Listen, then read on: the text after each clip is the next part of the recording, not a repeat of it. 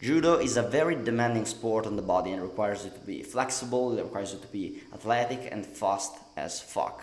And it's one of the sports that require much more max strength after Greco-Roman wrestling. Or Greco-Roman wrestlers are crazy, they have incredible strength, but also Judo require a lot of maximal strength and it's very taxing to your body.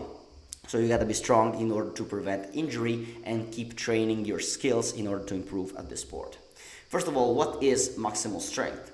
Maximal strength is the ability to produce greater muscular tension in a certain body district and is measured with the maximal amount of weight, measured in kilograms, that you can theoretically lift for one rep, also called 1 rep max on 1 RM.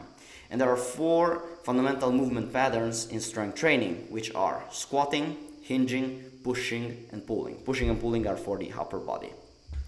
So, as a judoka, you need to be strong in all of these 4 movement patterns, with a little bias towards pulling movements. So, if you gotta prioritize something, prioritize more the hinging and the upper body pulling movements, since in judo there is a lot of pulling and grip involved. So there are countless exercises that you can use in order to improve these 4 movement patterns, but the ones that are used to test athletes usually are the back squat for the squatting pattern, the deadlift for the hinging pattern, the bench press for the pushing pattern, and the pull-ups for the pulling pattern. So I'm going to put you right here all the tables with the 1 rep max squat, bench press, pull-ups and deadlift that are used as standards to measure the level of different athletes. So you can see the weight class, you can see the various levels, so very bad, medium, good and excellent, that can give you an idea of where you place in these categories, alright?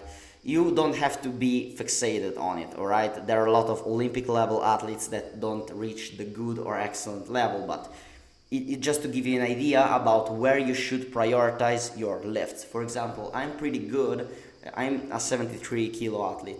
My max squat is around 148 to 155, so I'm good in the squat. I'm good in the bench because I'm medium in the bench because my bench is about 100 in the hundreds, something like that. I'm mediocre kind of deadlift. I'm medium good in deadlift because my max deadlift I think is 160, something like that. And I gotta improve in the max pull-ups because I suck a lot in the max pull-ups. So the bench and the squats is pretty accurate because I used a study. It was made on Japanese collegial judoka, so it's very precise on it.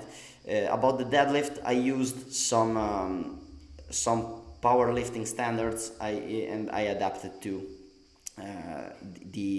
let's say the judo context. So here you have the tables, you can screenshot them, you can use them as you wish, so you can have an idea of where you should prioritize your strength training. If that's confusing to you, how can you improve your deadlift? How can you improve your squat? How can you improve your bench press for judo?